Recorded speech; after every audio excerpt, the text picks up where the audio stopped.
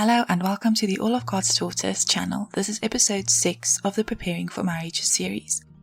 In this video, I'm going to talk about being externally virtuous. Another way to say this is being beneficial in effect. Where you go, what you do, has an effect that is beneficial. So you produce good results or helpful outcomes.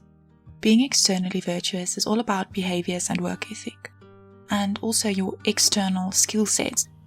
This is somebody who realizes that embracing responsibilities can be incredibly fulfilling. So let's look at some definitions of being internally virtuous. This is somebody that is strong, they are able, so they have several abilities and you can trust them to get something done. They are living a holy life, diligent in work or industrious, and highly effective or excellent. If I can summarize this is basically somebody who manages things well, including herself. So I have a list here of 5 things that I identified as the root of mismanagement. Now, I'm sure there can be more things, but for now these are the things that I felt are important to talk about. And I think one of the main things is a feeling of invincibility. This is the belief that your actions won't have consequences or that you will somehow be able to escape them, like somebody who smokes.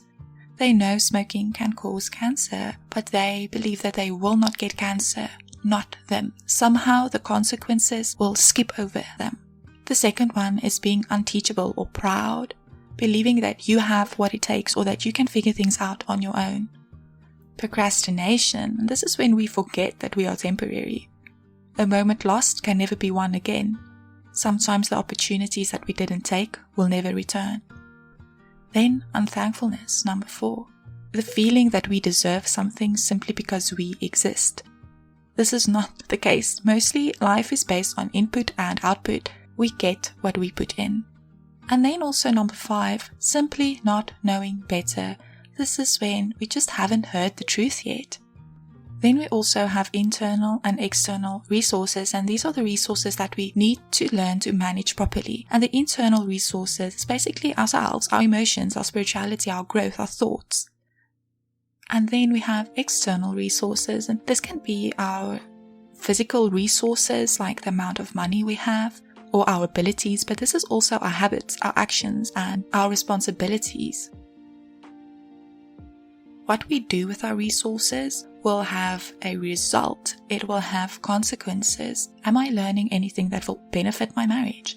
Am I practicing any skills that I will need when I am a wife? Do I spend time learning how to manage a house? Am I beneficial in effect? It won't always be perfect because we will never really be able to escape from the fact that we are just people, and we shouldn't be afraid to try. So I read the book Atomic Habits by James Clear, and I don't agree with some of the views that he has, but there is one thing that he said that I really agree with, and that has also worked for me and helped me not to be afraid of trying. And this is basically a principle of 1% improvement every day. And he says that if you have 1% improvement every day, then overall in the long run, when you add it up, you will see that you had great improvement. So I try and apply this principle in my life. It may seem small, but neglecting things like the laundry can cause enough stress to actually hurt us. And at first I was afraid to try a laundry system or a new laundry system, because for the first time I was washing men's clothes and I was now washing laundry for 2 people. And I was so afraid of getting a cleaning system, even a daily schedule, and I was afraid of failing.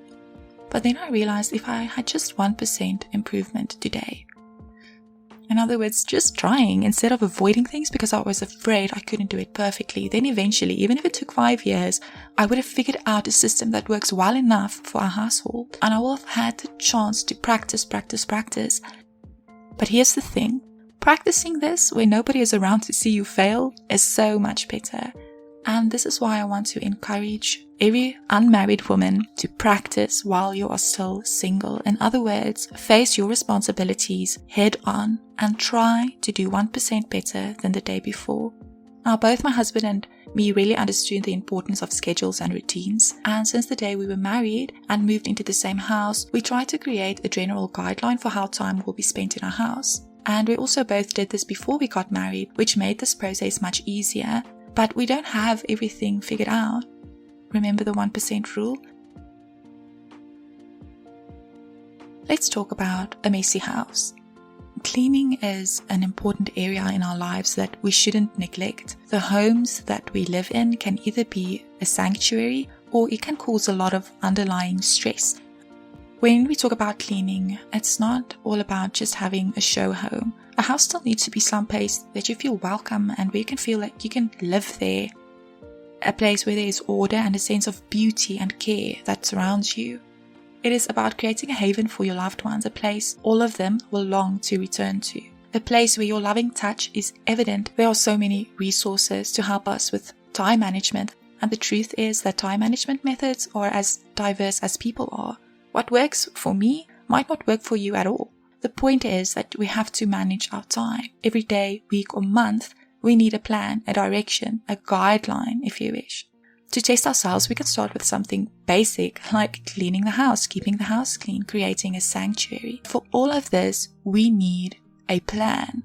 On the flip side, we also need to be flexible. A plan is there to help us, not to imprison us. A schedule is there to prevent us from wasting time so that we can get to our responsibility. So if we think about cleaning the house, maybe you have the habit of watching a bit too much Netflix. And especially when it has become an addiction, it might be difficult just to drop it right there and then. But perhaps you can try something like only allowing yourself to watch some TV while you are cleaning, and then perhaps you can switch that over to listening to a podcast, and then in time to music, and then in time silence. So being externally virtuous is all about being useful and managing your resources. It is about growing and taking responsibility for things. Now the house is just a starting point. We can of course learn to control our emotions better. We can work on internal things as well. But when it comes to being externally virtuous, then also skill sets. Maybe you can do 10 minutes of sewing every day, watch a video, learn a skill, learn more about baking, find some recipes that you'd like to try, and practice and get that 1% improvement every day. And as I said before, taking care of our responsibilities can be incredibly rewarding. Sometimes we think that if we spend all our time on our hobbies and our leisures, then that will reward us. That isn't actually the most rewarding way to live. There's a time and a place for leisure, but it shouldn't be the main thing in our lives. Taking care of our responsibilities also gives us a sense of purpose, and it also gives us some feel-good hormones when we get things done. If you cross off your to-do list, that is a really excellent feeling that can motivate you to keep going. And we also then have the results of our hard work. Like after you have cleaned the house, you can go and sit down on a sofa and look at your house and enjoy the cleanliness around you. And most of all, when we do this, we know that we are doing God's will.